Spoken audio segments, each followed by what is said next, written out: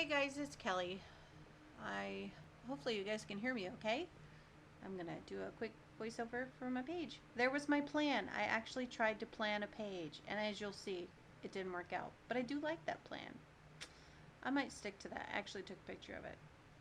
So I tried all kinds of different things tonight. I did a lot of embossing and alcohol ink on those butterflies, and none of them worked on the page. None of them. It was so much time, but it was fun. It was fun. I was playing all day.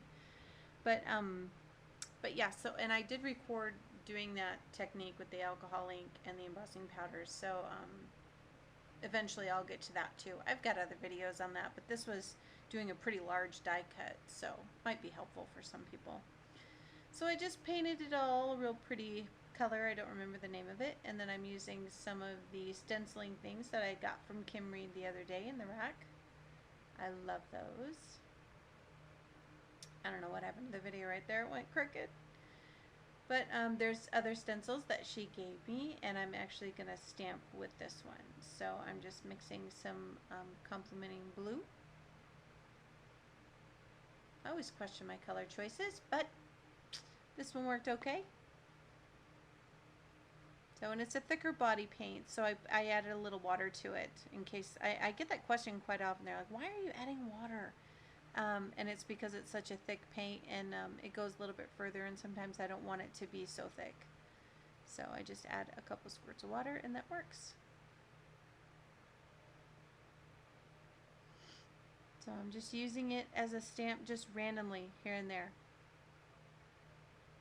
No real rhyme or reason to the background that I'm making, but I had plans for butterflies and flowers and girly things, and you know, that that doesn't work out very often for me, that style.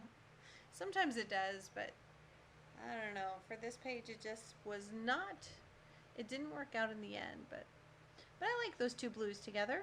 They're nice. There was one little smudge there that I wasn't happy with, so I just rubbed that right off. And for newbies, the only reason I could rub it off without it smearing around is because I made sure that my first layer of paint was completely dry. If you keep making mud and you're trying to do art journaling, and you're like, well, I'm painting it, and it's not working, everything, all the colors are mixing together, and blah, blah, blah. Because when I first started, I got frustrated with that because I'm so impatient.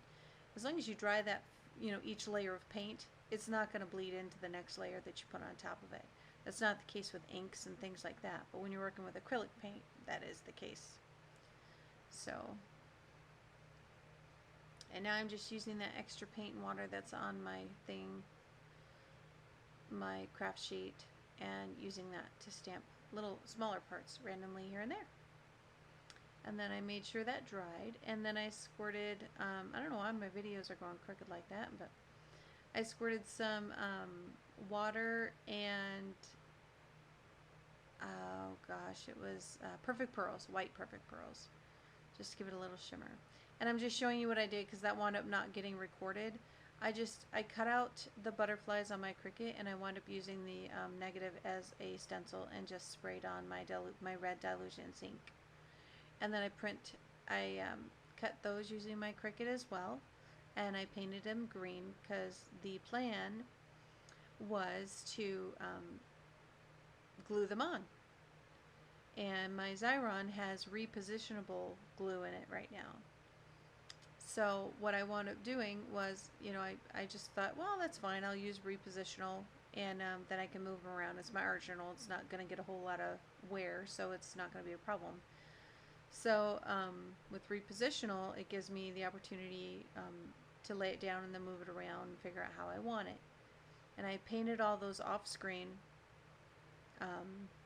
Just painted them super fast and easy. And I liked the green, and that was my plan. I was like, well, I'll leave it that way. Because my original plan, as I said, did not work. Every time I try to plan an art journal page, it's absolutely 100% different than what I planned. So it's just how I roll.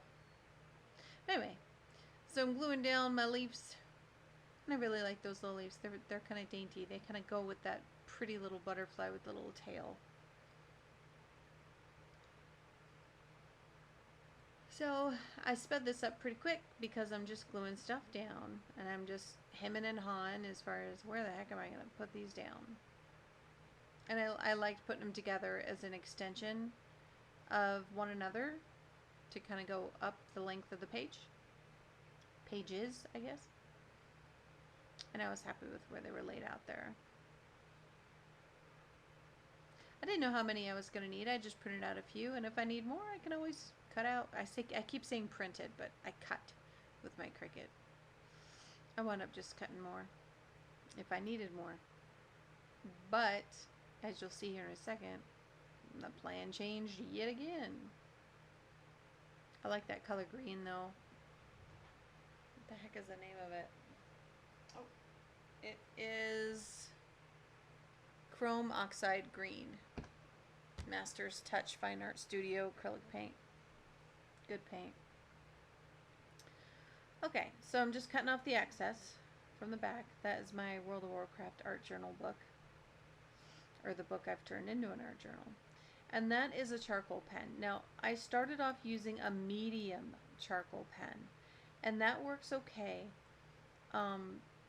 But I did wind up going to the soft one. The medium charcoal pen is great. It still will smear, as you can see. It'll smudge around, but it doesn't smudge as much. If you use a hard one, it'll barely smudge. If you use soft, it blends out and puts a really nice shadow on there. So it kind of depends on what the look that you're looking for. The medium for this was fine at first because I just wanted a soft shadow around the leaves, kind of like I had around the butterflies.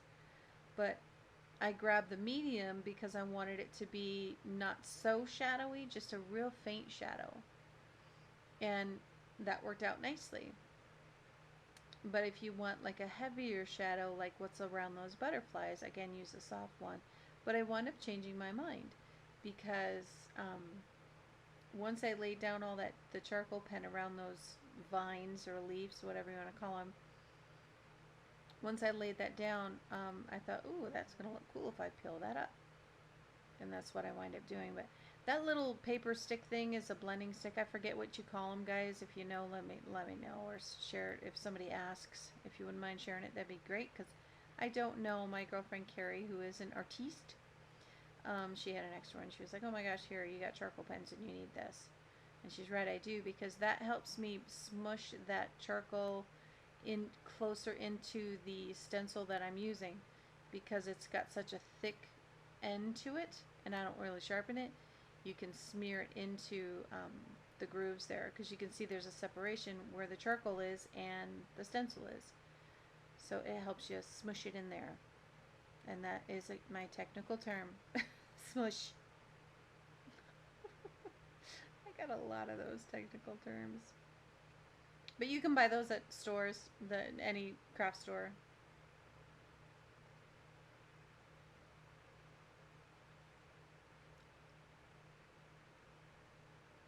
So I'm just blending that in.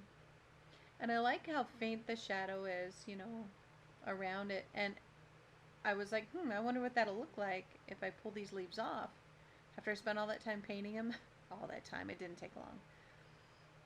And I really liked that. So I said, oh, done. That's what I'm going to do. But I did wind up switching, again, my charcoal pen to my, to the soft one, so that it stood out more. So I'm just speeding it up here, showing you, because you really don't need, you won't gain anything from sitting here watching me draw things and smear them. I showed you how to do it that one time, so I'm just speeding up the rest of them and showing you that creation process. But you can see the difference between the medium charcoal pen and the soft one right there, next to my hand. There's a much darker shadow with the soft one, and it blends out further. And I wound up fixing the other one that I used on the medium. So here's the still pictures. I could probably do something else to it, but it's so late and I was tired and I was happy with what turned out. And I called it a done page. So thanks for watching. Let me know if you have any questions, and more to come.